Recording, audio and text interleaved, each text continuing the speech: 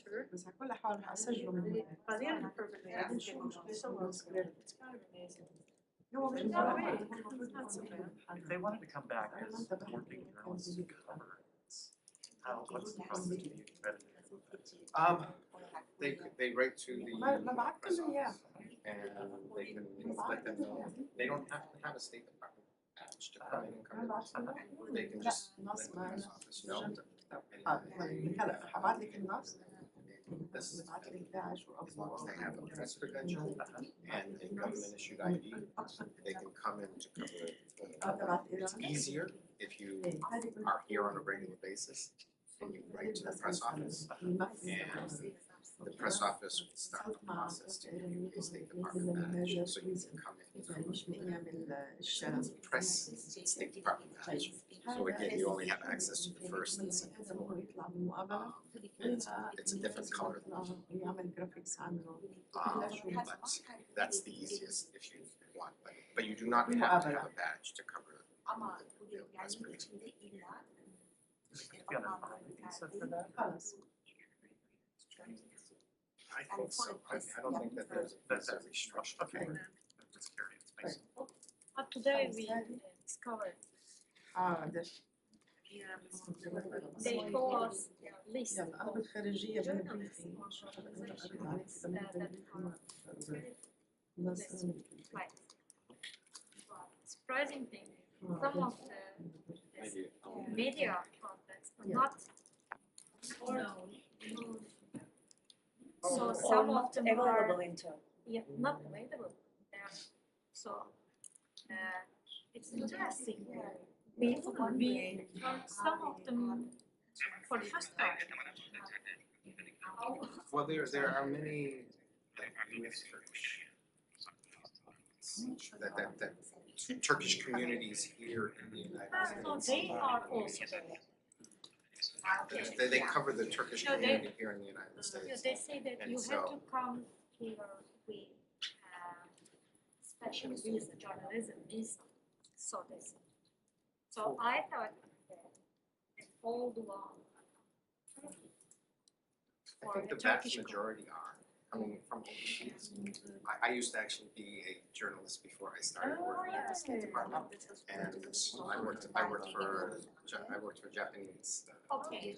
Wow. Registered actually, but there are also stipulations for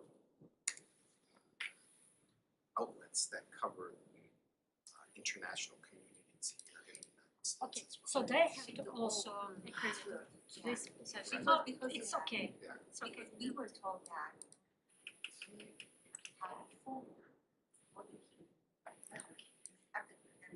Yeah. So the list of the Turkish. I was a journalist 15 years ago, so maybe the situation has, maybe the rules have changed. No, but it's But that was so my But we don't know, but we right, maybe it is the case. Yapıyoruz. Ankara'yı unutacaktı. Ankara seçilerce gidecekti. Erdoğan cekete gelebilir. O da bir yıl koyuyor. I have this. Oh.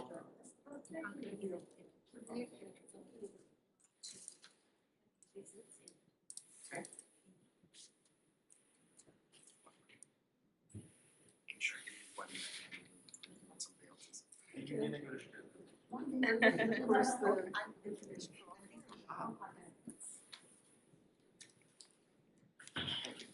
That's all. That's all. I do have to run. I apologize. Thank you. Thank you Really very much. Very, very nice meeting you. これからもよろしくお願いします。 That's very nice. Selamlama yapıyorlar. See you next time. Yes, we'll see you again. Okay, thank you. Best of luck in your tour.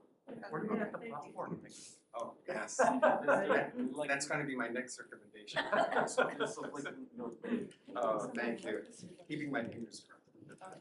Which means it's Thank you very much.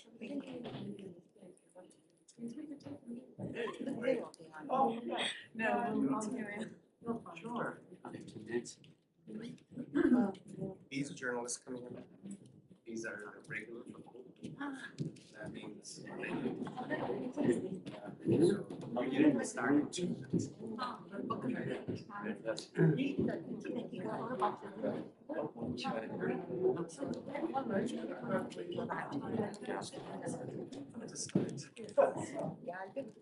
Good afternoon, everyone. Welcome to our visitors as well. A couple items before we get started. First, we are deeply saddened to hear of the tragic Yeti Airlines crash over the weekend, which killed 72 people, including 2 U.S. citizens and 2 lawful permanent residents. Our thoughts are with the families of those on board. The United States stands ready to support Nepal in any way we can at this difficult hour. Similarly, I believe many of you will have heard the Secretary offer his own condolences in response to the tragic helicopter crash that took place earlier today in Ukraine, as did President Biden. We were saddened, deeply saddened, to learn of the passing this morning of so many of those aboard, including some of our key partners, Minister of Internal Affairs, Denis Manustirsky, First Deputy Minister of Interior, Yevhen Yenin, Minister of Interior State Secretary, Yuri Lubkovich, and the parents and children who were also killed in that devastating crash. We have offered our full support, full assistance to Ukraine, and of course our thoughts are with them as well in this difficult hour. With that, happy to start where you would like. Yeah. Sure, Said.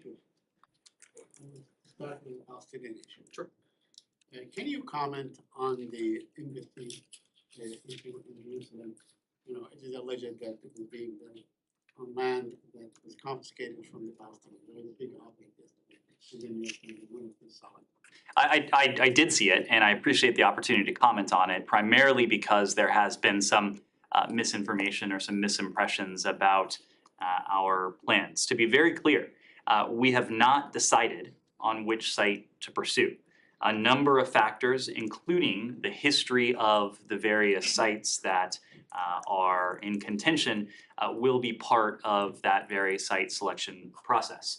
We are committed, as you know, Saeed, to keeping the U.S. Embassy in Jerusalem. The United States recognizes Jerusalem as Israel's capital. Jerusalem itself, of course, is a final status issue to be resolved through direct negotiations between Israelis and Palestinians. And we're currently considering 2 options for our future embassy facility in Jerusalem. One is the Allenby site, and the second is the Arnona site. But again, no decision has been made on site selection. In accordance with Israeli law, we started the process to amend the town plan for both potential locations. The public comment period for the Allenby site remains open. We also expect to advance the plan for the Arnona site shortly, with a separate comments period to open soon. The reason there is a comments period is so that we can garner a fuller sense of public reaction, public response to sites that may be in contention. The public comment periods will allow the public to voice any objections to the proposed zoning changes before the district committee asks for any adjustments to those proposed zoning changes, construction, location, and a range of other factors, including, as I said before, the history of these very sites will be part of that ultimate site selection. So let me ask you, in retrospect, I mean, it's been since 2017 when the former administration recognized Jerusalem as capital. No one really has followed suit. None of your allies, the British, the German, nobody did. Was it a mistake, perhaps? You know, maybe you can nullify this and go back to Tel Aviv and until the Jerusalem issue is resolved. I mean, there is an international status for Jerusalem that you have followed for a very long time, for decades, that you could redo the same thing. Saeed, Jerusalem is Israel's capital. The last administration recognized that. This administration recognizes that. But what has not changed is the fact of the status of Jerusalem as a final status issue. This issue, the final status of the holy city, is to be determined between and by the parties themselves, Israelis and Palestinians. One Sure. more question on this issue. This year has been very bloody for the Palestinians. as has the last year. You know, more than 14 or 15 Palestinians, and many of them teenagers and so on, have been killed. Are you concerned that maybe the Israeli occupation army is being too trigger happy? They shoot and then find out what's going on. And would you call on them perhaps to to pull back from this shoot first policy? Saeed, you made reference to the tragic loss of life that we've seen on the part of Palestinians and Israelis over the course of the latter part of last year and then this year.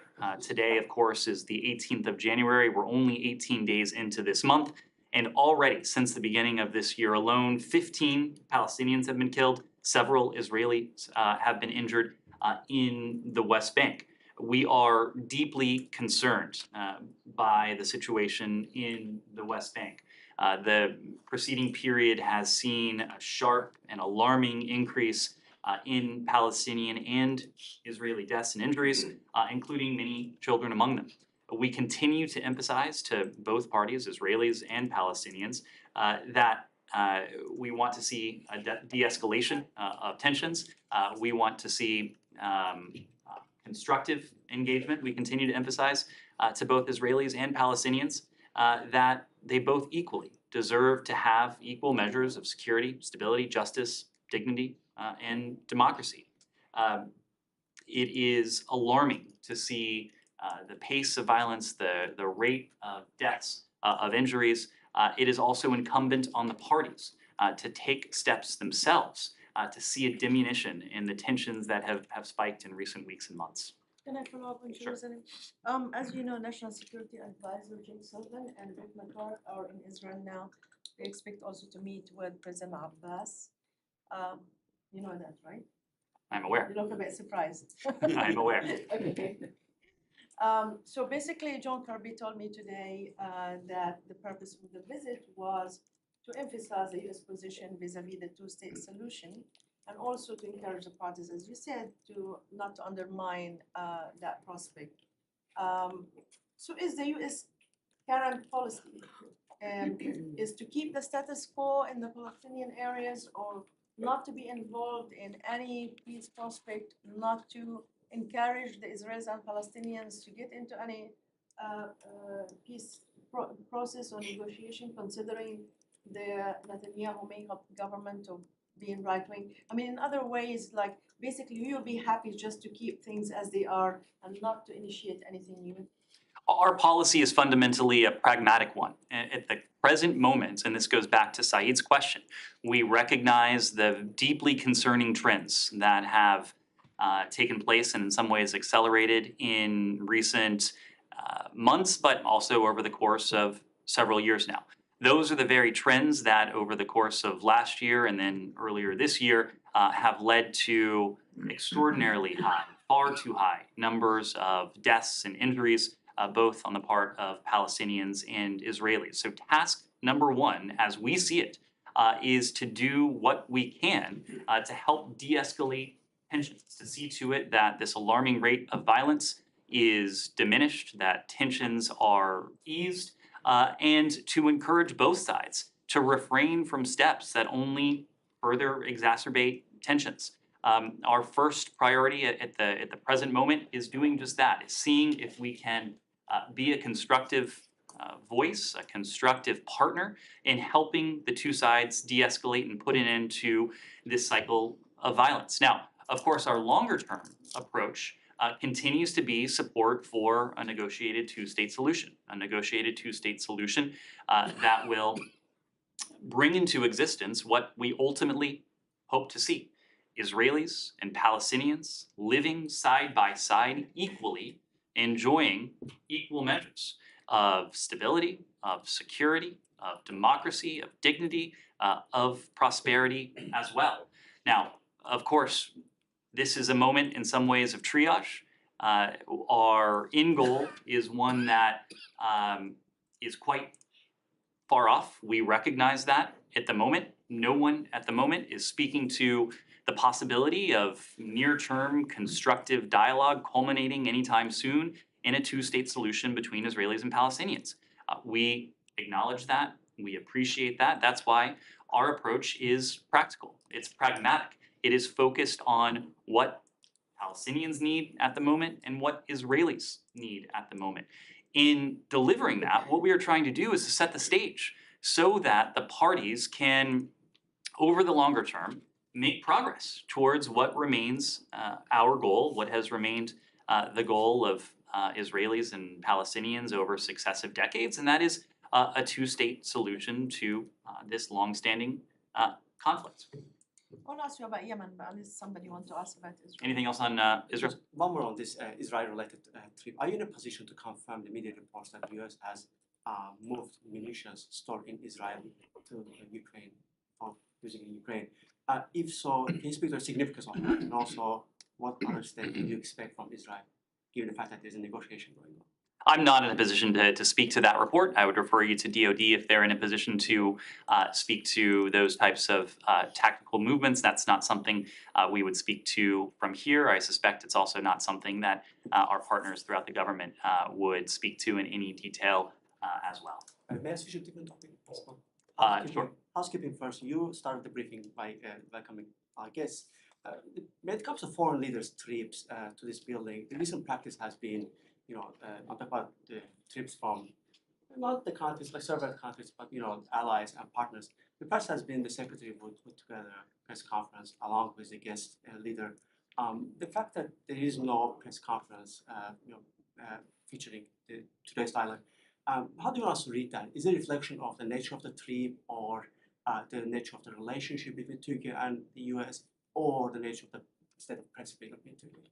I certainly wouldn't read much into it. This is a discussion we have with our guests.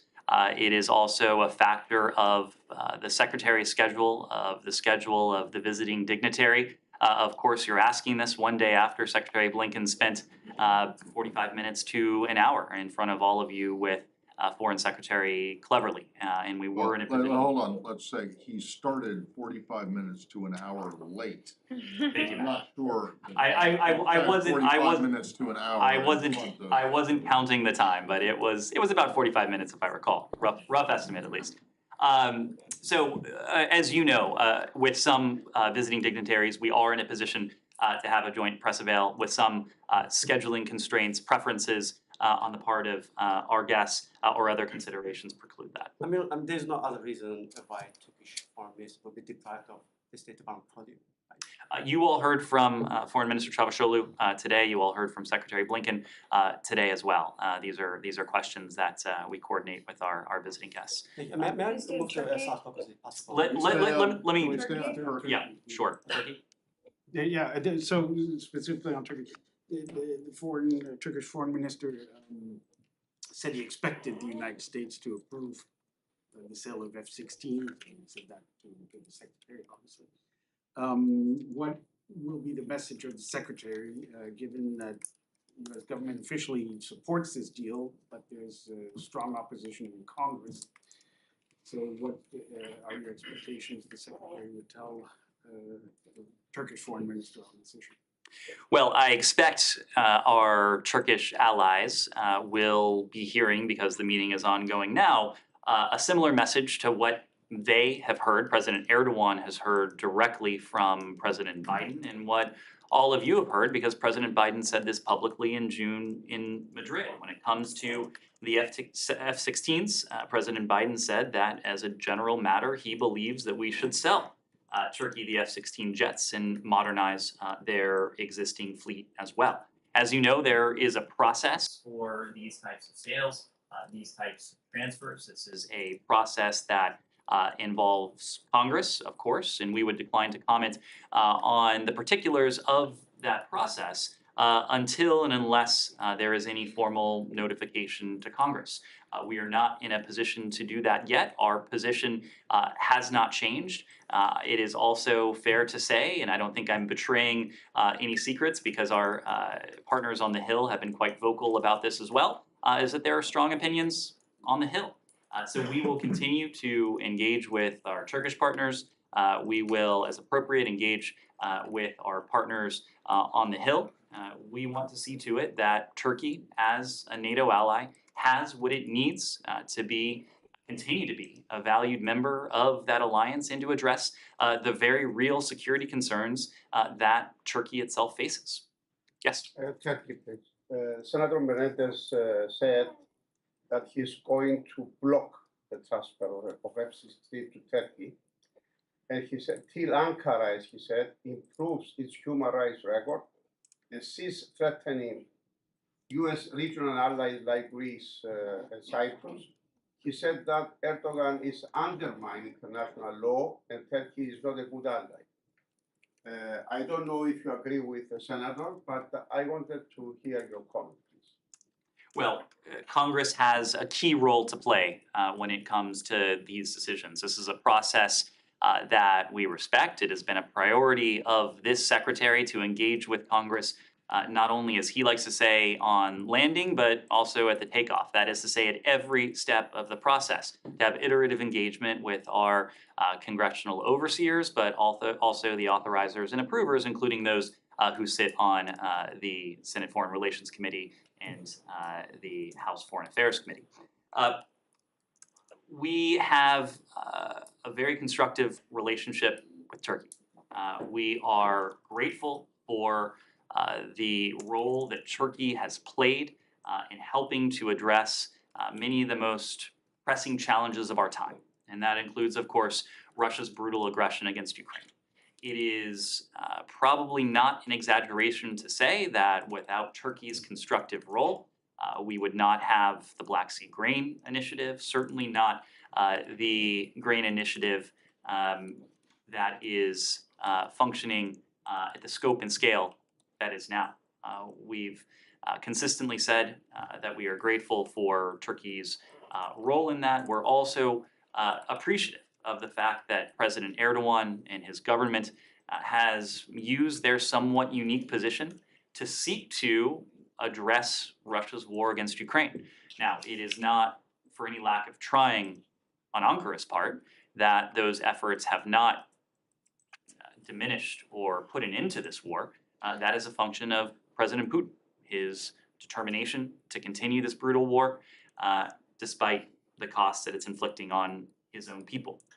Now, as allies, where and when we have disagreements, we can be candid about those disagreements, and we'll speak clearly when it comes to shared values and shared interests. We've said this many times before. We remain deeply concerned by the continued judicial harassment of civil society, media, political and business leaders in Turkey, including through prolonged pretrial detention, overly broad claims of support for terrorism, and criminal insult cases. The people of Turkey, like people everywhere, deserve to exercise their human rights and fundamental freedoms without fear of retribution. The right to exercise freedom of expression, peaceful assembly and association is enshrined in Turkey's constitution and in its international law obligations and in its OSCE commitments. We urge Turkey to respect and ensure freedom of expression, these very fair free trial guarantees, fair trial guarantees, judicial independence, and other human rights and fundamental freedoms. And we urge the government to cease prosecutions, these prosecutions, and to respect the rights and freedoms of all Turkish citizens. Our Turkish allies know where we stand on this. The message we convey in private is precisely the message we've consistently conveyed in public. Another question, please. You said that you are happy, of course, with the role that Turkey is played with the Ukraine. But are you happy with the role that Turkey is playing in northern Syria? I mean, Mr. Kalin said 2 days ago that they are going to invade. And this is an area where we've also been in a position to have candid conversations with our ally, precisely because we are allies. And when you're friends, let alone when you're allies, you have the ability to sit down together and to be frank with one another. And we've done that. But we've also recognized that Turkey faces legitimate threats to its own security. Turkey has endured more terrorist attacks on its soil than any other NATO ally. This goes back to the point I was making before about our desire to see Turkey continue to be an important, constructive NATO ally with the means by which to participate meaningfully in that alliance, as Turkey has. When it comes to Syria, we've been clear publicly, also privately, that we don't want to see any unilateral actions that have the potential to set back the tremendous progress that the international community has achieved in the effort to counter ISIS, counter Daesh, over the past several years. The so-called territorial caliphate of ISIS has been virtually destroyed. It has been virtually destroyed because of the stalwart coordination and cooperation on the part of dozens of countries who are part of the global coalition to counter ISIS or Daesh. We're concerned that any unilateral moves have the potential to set that back and have the potential to set back the prospects for a political resolution to the long-standing 12 years now conflict in Syria in line with UN Security Council Resolution 2254. Ned, sorry, when you, the very beginning of you said you are grateful for the, I think this is a quote, grateful for the role Turkey has played in helping to address many of the most pressing challenges of our time. You named one, which was the Black Sea Initiative. But then after that, you listed a whole bunch of problems that you have with Turkey, including the human rights situation, Syria just now. You didn't mention, but it's clear that there are differences over NATO expansion. So can you name, I mean, you only named one, so when you say many of the most pressing challenges of our time, I'd like to give you the opportunity to identify another, Sure. other than the Black Sea. So embedded in what I said were two high-profile priorities of ours. Number one is Russia's aggression against Ukraine. And I believe I mentioned this, but Turkey has played a very helpful, meaningfully helpful role in seeking to put an end to this conflict, or at the very least diminish the violence. They have Okay, but whatever they've done, as laudable as it might be, and again, doesn't seem to have worked. that is because the not for lack of trying on the part of Ankara. That is Okay, so you're giving them credit for trying to push the Russians to stop, of course, their aggression against Ukraine, and you've got, okay, so that's two. and dealing with the implications of Russia's aggression against Ukraine, food insecurity being one of them. That's embedded in the Black Sea Grain Initiative. So there's two, and you said many of the most pressing challenges of our time. So give me another example. Another example, Matt, is terrorism. And the joint efforts that Turkey has taken, including the steps that we announced together just a couple weeks ago now to go after a network of ISIS facilitators. Like 4 people. Yes, Matt, but Turkey has been a valued member of this coalition. Its efforts have been Okay, I'm not saying that they're not doing any of this. I'd just like to have another example. When you say many, is many mean 2? Many ways. Does it mean 3? Okay, so you got Black Sea, and then they attempt to get the Russians, not successfully, but they attempt to get the Russians to ease up in Ukraine. You don't like what they're doing or what they're threatening to do in Syria. On terrorism, yeah, okay, so you have one joint statement over the course of the last year about sanctions. I'm just wondering where the many of the most pressing challenges are, and I'm not saying the Turks aren't doing anything about this, but I'd like to give you the opportunity to explain that. And I think we've just gone through a number of them, not to mention Turkey's role in NATO over the course of several Turkey's role in decades. NATO. They're stopping, they are the main obstacle to NATO doing what it wants to do right now in expansion. Several decades. Can you explain that? Alright. Let me move around to someone who hasn't had a question yet. Jenny? Yeah, thank you. Let's do a different issues, please. Thank you. Yeah, I have 2 questions for North Korea. North Korea refuted the message from the UN Security Council that it should return to denuclearization negotiations. At the same time, the North Korean Foreign Ministry announced that their status as a nuclear power was a stark reality. do you think North Korea declared itself a nuclear state? How do you see this? Well, it doesn't change our overarching goal, and that remains the denuclearization of the Korean Peninsula. Of course, the DPRK has demonstrated its capabilities when it comes to its illegal nuclear weapons program, when it comes to its ballistic missile program. We continue to be concerned that the DPRK may make additional provocations, and provocations is probably too euphemistic of a term for it.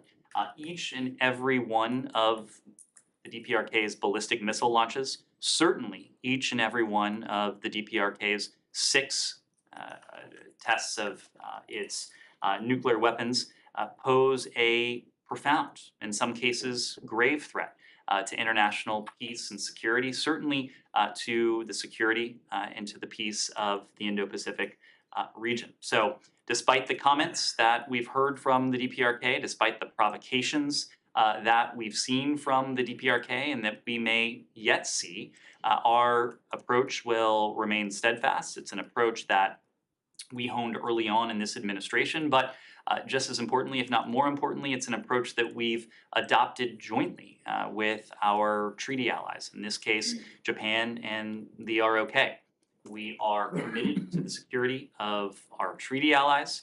We will take steps as appropriate in response to any additional provocations by the DPRK, and we'll continue to work with partners and allies around the world to see to it that the DPRK is held accountable for its unlawful programs, its ballistic missile program, its nuclear weapons program, and to do everything we can to see to it that especially members of the UN Security Council uphold the commitments that they've made, the binding commitments that they've made in successive UN Security Council resolutions to impose costs and consequences on the DPRK for these illegal acts. The next one, this is a very serious issues, maybe you can hear that.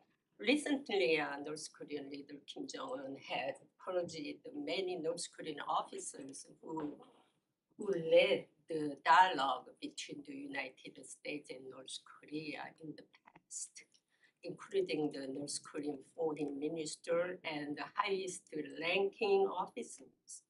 How do you see the future prospect for dialogue between the United States and North Korea? I've seen those reports. I'm not in a position to confirm them. But the latter part of your question is really a better question for the DPRK, because we have a vision for what could be if only the DPRK would agree to engage in the pragmatic, practical discussion and dialogue that we've put on the table for months and months now.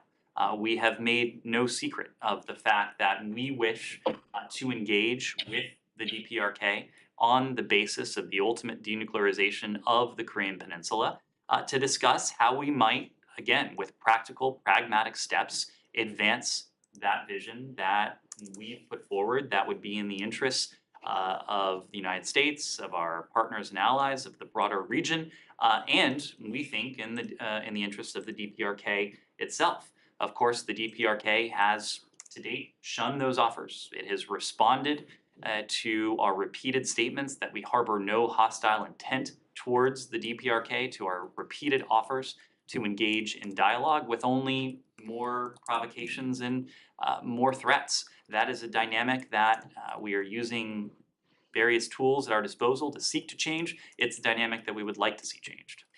The last one, China, and China said there are limits to persuading North Korea. Will the Secretary Blinken discuss these issues during his visit to China this time?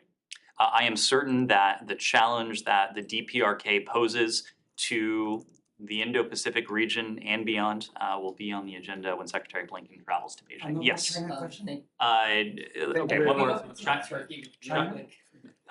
China, and then I'll come back. Yes, go ahead.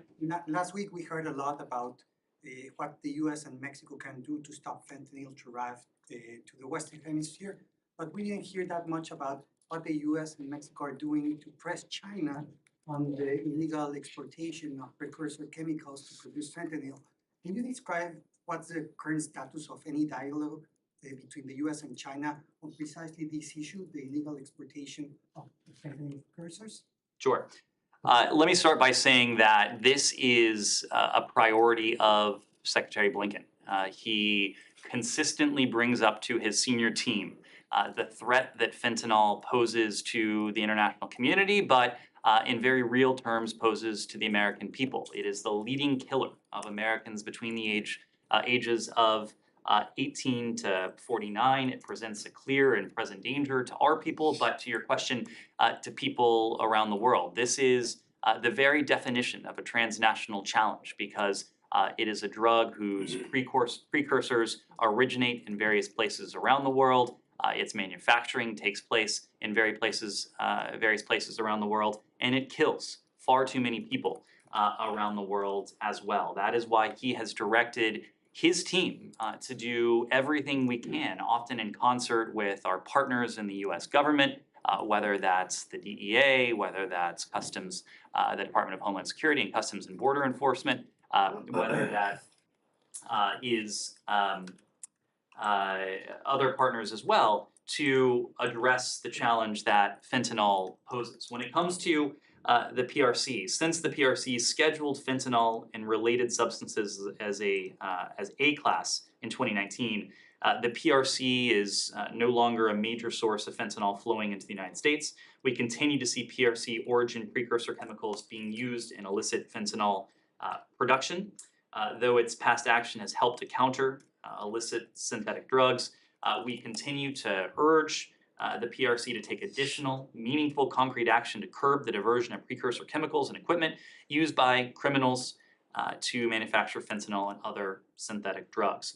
We are committed to working with the PRC. We often talk about the areas in which the United States and the PRC can work together constructively to deepen that collaboration to the betterment of our two peoples, but also to the betterment of people around the world. This is very much one of those areas. It is a challenge for the Chinese people, it is a challenge for the American people, and we hope that we can continue to collaborate effectively and constructively with the PRC to take on this challenge. Yes, Ian? Over the last week, there's been a little bit more data sharing from China on COVID after back and forth with the WHO. Is the US satisfied with the level of transparency in recent days from China on COVID, or would you like to see more transparency over data on illnesses and infections and deaths? So this is really a better question for the WHO. The WHO is in the best position to judge the level of transparency that the PRC is exhibiting. They've made various statements. There was a session between WHO officials and PRC officials early this year. In the aftermath of that session, the WHO issued a public statement. Over the weekend, I believe it was, the PRC provided additional data and that was welcomed by the WHO. We continue to urge transparency on COVID-19 data, including from the PRC. Our position is the position of scientists, public health experts around the world, that without this data, it will be difficult for public health officials to ensure they will be prepared to reduce the spread and identify any new potential variants. So we continue to urge the PRC to be fully transparent. The measures that we put in place, the measures that we announced just before the new year and put into place earlier this year, the pre-departure testing for individuals traveling from the PRC to the United States, also made this point. Those measures are based on both the prevalence of COVID in the PRC, but also what we were seeing at the time, or namely what we were not seeing at the time. The lack of transparent data distribution from the PRC, principally to the WHO, including the genomic sequencing, so that the WHO could have an early warning should any new variants develop and be spreading beyond the PRC's. Has that lack of data colored any of the discussions between the US and China in the lead up to Blinken's visit in February?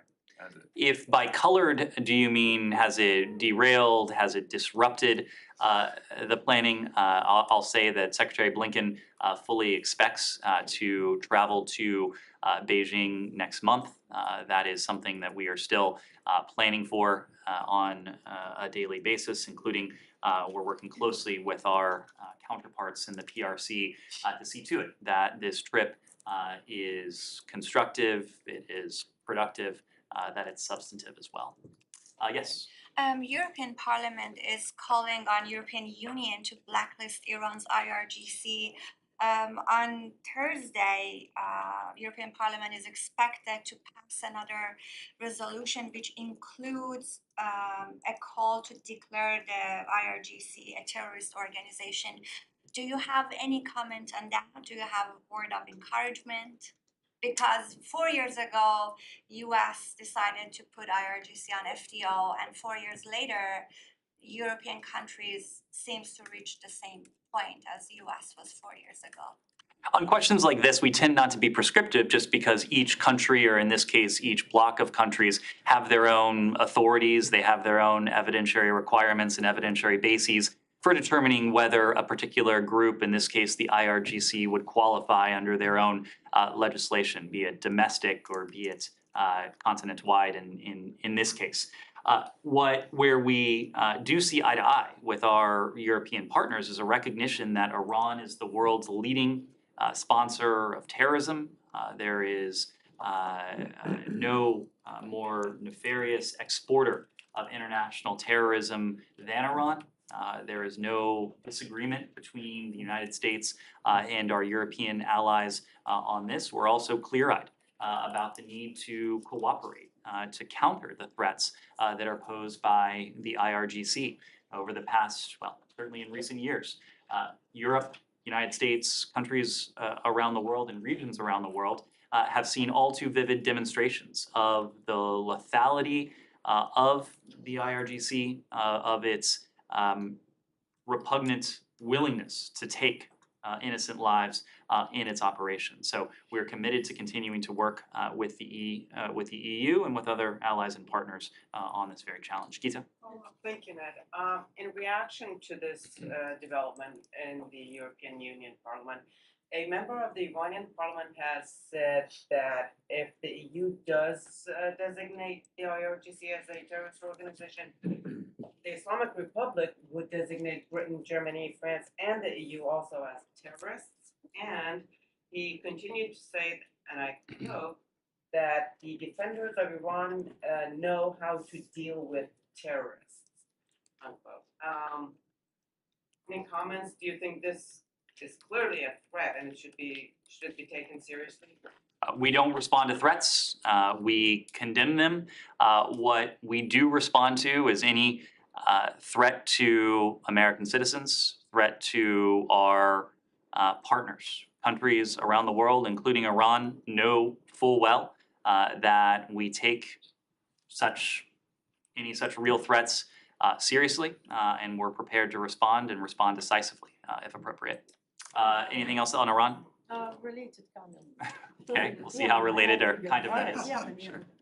So yesterday, the White House issued a statement in the, I think it's a year anniversary of the Houthis attack on UAE. And they said basically that this is a heinous terrorist attack. So if this is the case, if you describe the Houthis as terrorist organization, why they're not on the FTO till now? What is this deliberation as we speak?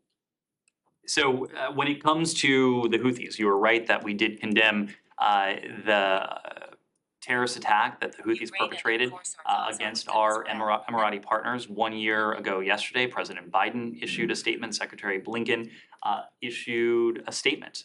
In both of those statements, we reiterated our commitment to working with our Emirati partners to help them defend against such cross-border attacks. We do that in a variety of ways. We're committed to continuing to do that going forward, just as we're committed to our much broader partnership with the UAE. It's a partnership that has realized, but also has far more potential to bring about a region that is more stable, is more integrated, and more prosperous as well. And we're committed to working with President MBZ and Foreign Minister ABZ in an effort to promote that vision.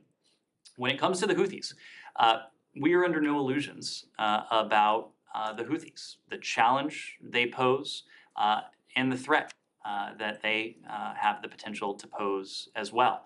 What you've seen over the course of this administration is a focus on putting an end to the civil war in Yemen, a civil war that the Houthis have at key moments only sought to propagate and extend. Over the past year or so, we have achieved a great deal of success. Levels of violence are greatly diminished. There was a cessation of hostilities that was formally in place. Even as that cessation of hostilities has at least formally expired, the level of violence have remained quite low. That is good for the people of Yemen. It is also good for our partners in the region, as they have endured fewer of these repugnant cross-border attacks that have targeted the UAE, have targeted Saudi Arabia, and others as well. There are ways that we have to hold the Houthis to account. We have taken action against specific Houthi leaders. The group as a whole is designated under various authorities, but we made very clear that when the last administration in the final hour, almost literally, labeled the Houthis as a foreign terrorist organization, that came with a series of consequences, some perhaps intended, many perhaps unintended. Among those unintended consequences were profound costs on the people of Yemen. We heard loud and clear from humanitarian actors, NGOs, who were operating on the ground, that the FTOs, the fact that the Houthis had been labeled an FTO precluded them from providing, or at least limited, their ability to provide life-saving humanitarian assistance to the people of Yemen. So we made a determination early in this administration that we could do two things at once. We could hold the Houthis to account with various authorities, including authorities attached to individual Houthi leaders, while removing the roadblocks that had stymied the provision, or potentially in some cases, stymied the provision of humanitarian assistance to the people of Yemen. I think our approach to the Houthis, our approach to investing so much in diplomacy, with Special Envoy Tim Linderking leading the charge under the direction of Secretary Blinken, has proved its effectiveness.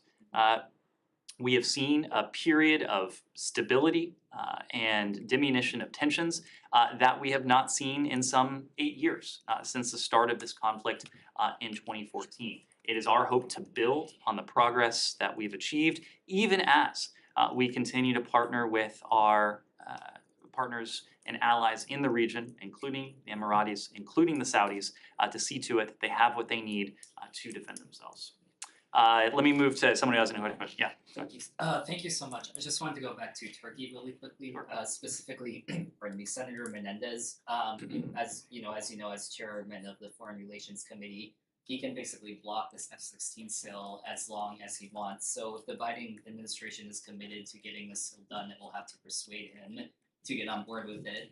So what's the State Department's game plan to get Senator Menendez to lift his opposition to the sale? Sure. As you know, we don't often detail our private diplomacy. The same principle applies to our private conversations with our congressional partners. So I don't want to go too far down this road. What I will say is that we have conveyed to our partners on the Hill our support for the provision of F-16 and for enabling Turkey to maintain its existing fleet of F-16s. Again, our partners on the Hill, at least several of them, have made no secret about their opposition to this. They have pointed to various elements. These are questions that are better addressed for our congressional partners. We are going to continue to work with the Turks on priorities of ours. Again, that is the war in Ukraine, the constructive role that Turkey has played. It is its unique role as a bridge between East and West, in this case, using its good offices, or at least its voice, to encourage Russia to end this brutal war against the people of Ukraine. We're going to continue to work on food security. We're going to continue to work on our shared counterterrorism agenda, even as we continue to encourage Turkey, Finland, Sweden to find a way to achieve what we would all like to see. And that is the quick accession of Finland and Sweden as NATO's newest allies. There is strong support within the alliance, but to the point of your question, there is strong support within the US Congress for Finland and Sweden to become NATO's newest members. When the treaty was put before the Senate last year, it was approved in near record time on an overwhelming and bipartisan basis. Congress has made no secret of its support. Of course, we share the enthusiasm that we've heard from our Hill partners when it comes to Finland and Sweden's NATO membership. And we're going to continue to encourage Finland, Sweden, Turkey to engage in constructive dialogue to see this through just as quickly as can be managed. Are you Can going you to clarify? give them, are you going to Kylie. give them the F-16? Kylie, go ahead. For a minute. Clarification on Um, Turkey. There's a few articles out right now about targeting in Crimea and the Crimean Peninsula. I'm just wondering, over the course of the last year, has the U.S. ever put limits on where Ukraine can or cannot use their weapons? Have they been allowed to use those weapons to attack Russians in the Crimean Peninsula or in Crimea? To the first part of your question, we are providing Ukraine with the security assistance, the weapons and supplies it needs to defend its territory against this Russian aggression, against these Russian invaders. Including Crimea? I'm sorry? Including Crimea? Crimea is Ukraine. We are, of course, not making targeting decisions on behalf of our Ukrainian partners. These decisions are up to them. But as you know, the United States and countries around the world have never recognized Russia's purported annexation of parts of eastern Ukraine or its purported annexation of Crimea. Crimea is Ukraine. That is not going to change. We have provided our Ukrainian partners with precisely what they need to take on the threat where it is raging most violently. Right now, that is in the east, it's in the Donbass. This has been the case for some time, but as you track the provision of U.S. security assistance from well before February 24th, as we saw the potential storm clouds approaching, to the start of Russia's war on February 24th, you see the evolution going from the Battle of Kyiv, where Stingers and Javelins were in need and requested by our Ukrainian partners, to what we've provided in recent weeks and months. HIMARS, Bradley fighting vehicles, long-range artillery, the longer-range systems that Ukraine needs to take on Russian positions on sovereign Ukrainian soil. Now, what we have not done, we've neither encouraged nor enabled our Ukrainian partners to strike beyond their borders. Everything we are providing to Ukraine is for a singular purpose, and that's for its self-defense. And just one quick question. You said, the advice of the U.S. would be to take on the threat where it's raging most violently, and right now that's in the east and in the Donbass. So if they are using the weaponry to go after targets in Crimea or the Crimean Peninsula, is that supported by the U.S.? Is that a move that you see as the most productive use of the weaponry that they have at their dispense right now? So we are not calling the shots when it comes to targeting. We are, and when I say we, in this case, it's our Department of Defense counterparts. They are in constant conversation with our Ukrainian partners about the dynamics, about the systems that would be appropriate for the threat that Ukraine is facing at each moment during the course of this invasion. But ultimately, it is up to our Ukrainian partners to determine how best, where to use these weapons and supplies to defend their sovereign territory. And if they believe they're best used targeting the Crimean Peninsula, then you support that. Again, we are not calling the shots. These are questions just as the ultimate question of negotiations, what that looks like, what the Ukrainians are vying for in the course of any future negotiations. These are questions for our Ukrainian partners. Can you clarify yes, something let me on move Turkey? to people who have not had a question. Thanks, Ned. Yesterday, 2 days ago, Peskov, Kremlin spokesperson, didn't rule out a meeting between CIA Director Burns and any of Russian officials. Do we expect something in the near future? Such a meeting? Even if we had something to say there, that is not a question I would wade into. Now, of course, the Russians consistently like to allude to potential engagement with the United States, just as they do with other close allies of ours. Our longstanding position since the start of Russia's aggression is that it can't be business as usual. If there are discrete elements that we need to convey to our Russian partners, elements that are profoundly in our national security interest, we have channels to be able to do so. Secretary Blinken has picked up the phone to Foreign Minister Lavrov when it came to Brittany Griner and Paul Whelan, the detained AMSITs at the time. We've conveyed in no uncertain terms the consequences of annexation. Secretary Blinken did that as well. We've also conveyed in no uncertain terms the costs and consequences that would come with the use of a chemical weapon or a nuclear weapon. Next Monday, there's a meeting on Lebanon between the Saudis, the Qataris, and the French and the US. Would Assistant Secretary Leaf attend this meeting? And also, what's your position on the presidential election on Lebanon? I mean, do you support an agreement ahead of the election, or do you want a president to be elected ahead of an agreement? To the second part of your question, this is a question for the Lebanese parliament. It's a question for the Lebanese parliament to determine the next president in accordance with the demands of the Lebanese people who continue to face a number of crises. We call on Lebanon's leaders to quickly select a president and to subsequently form a government. The Lebanese people deserve political leadership willing to put the interests of the country first, and a government able to implement long overdue reforms critical to unlocking crucial international support. What's the date on that, guys? We've been saying this for about, about 10 years now? Not quite that long, but as to any engagements next week, if we have details to share in advance, we'll do Just that. one more question, please, on Saudi Arabia. Yesterday, in an interview with Bloomberg, Saudi finance minister hinted that the Saudis are open to discussions about trade in currencies other than the US dollar. Do you have any comment on that? I do not. Can you clarify something on Turkey? You said that Turkey faces real threat of terrorism, and you understand that. But you don't see eye to eye with them because they consider the YPG to be a terrorist organization and the flip side of the PKK. You don't see eye to eye on that, do you?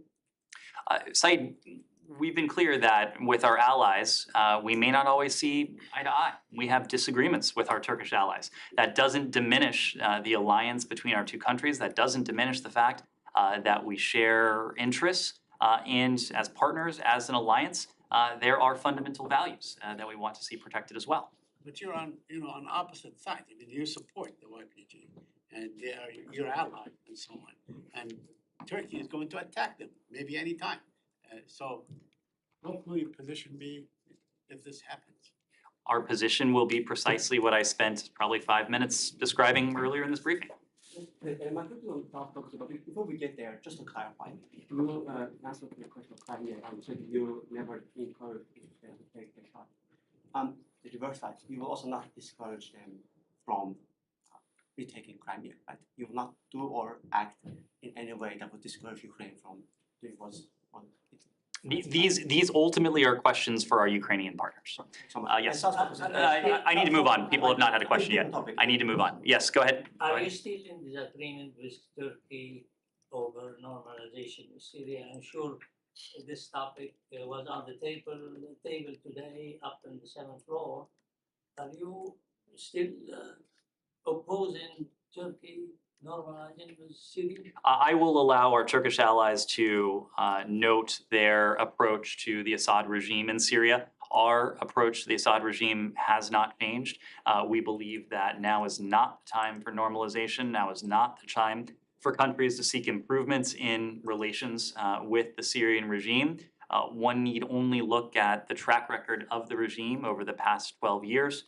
The violence, brutality that the Assad regime has inflicted on its own people.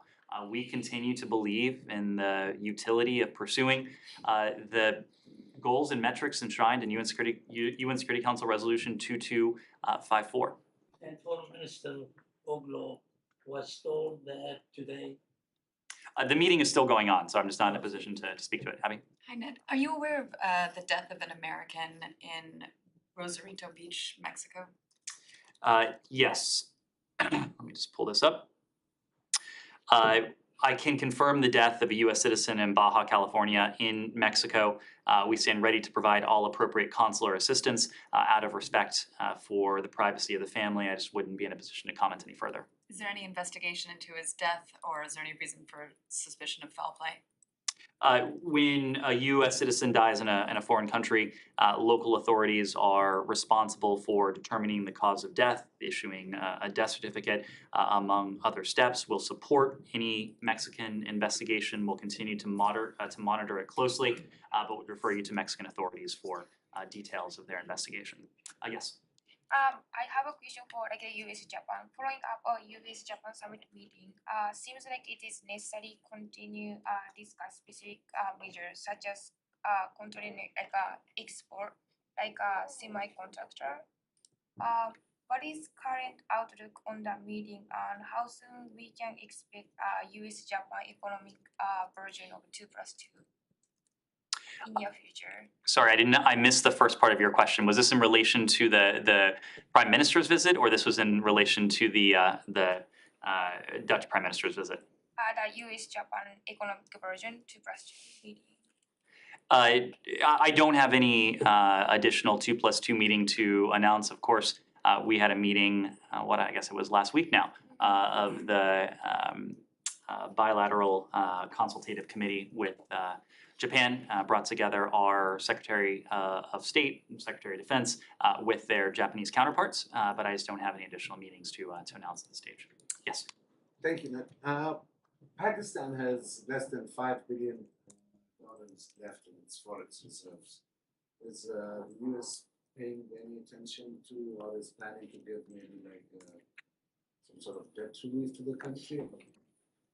So this is a challenge that we are attuned to. I know that Pakistan has been working with the IMF, with international financial institutions. We want to see Pakistan in a economically sustainable position.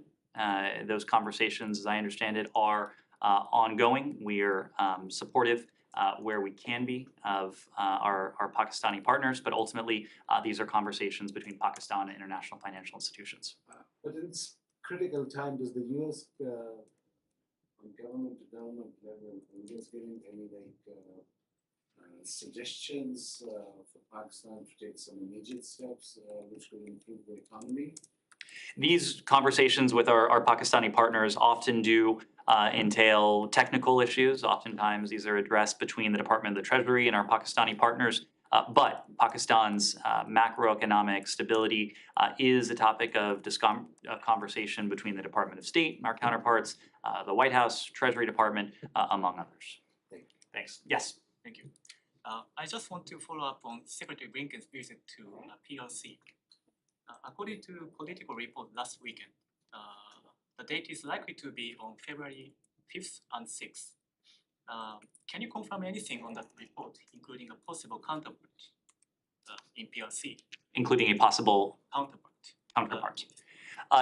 So I'm not in a position to confirm a date just yet. The secretary has said for a number of weeks now that he will travel to the PRC early this year. Now that we are in early 2023, I would expect that the secretary will have an opportunity to travel to Beijing next month. The details of that visit are still being worked out. And I would imagine if and when Secretary Blinken does travel to Beijing, he will have an opportunity to meet with several interlocutors to discuss the broad array of issues that form the basis of what is arguably the most consequential bilateral relationship in the world. Final question, Alex? Yes, thanks so much. Secretary today spoke with Armenian Prime Minister. Did you have a chance to dial Baku as well? Did we have a, I'm sorry? To call Azerbaijani officials. So the secretary did have an opportunity today to speak to the leader of Armenia. I do expect that he will have an opportunity in the coming days to speak to President Aliyev. According to your readout, they discussed the steps to restart bilateral talks with Azerbaijan. I'm just wondering, are we in the process of putting together another round of meeting, or the secretary is just trying to test the waters with the side to see if there's an appetite for next round of dialogue? We're going to do what is ultimately most helpful. And at the end of last year, there were a couple meetings that the secretary chaired between his counterparts, a trilateral meeting between Armenia, Azerbaijan with Secretary Blinken. In the middle, we did that at Blair House. We did that in New York. Of course, we've seen setbacks when it comes to Nagorno-Karabakh. Of late, we want to see constructive dialogue put back on track. We stand ready to engage bilaterally. We stand ready to engage with and through partners, through the OSCE, or if and when appropriate, trilaterally as we have done in the past. The same format or different format? Yes. We are going to do what is most effective at the right time. I know who is not going to be behind the table, which is Ambassador Lincoln. Yes. Who is going to be behind the table from the sides? Like, are you seeking presidential level meetings or foreign administration? So, of course, Ambassador Rieker did retire from the Department of State after an illustrious 30-year career just last week. But there are a number of individuals in this department who are deeply invested in this process. Not the least of whom is Secretary Blinken himself. This is a personal priority of his. But people like Toria Newland, people like Karen Donfried, people like a number of the senior officials in our Bureau of European and Eurasian Affairs will remain deeply engaged in this. So from the other side, ministers or presidents, are you looking for who is going to be behind the other side of that is for them. Thank you. Can I ask for one clarification?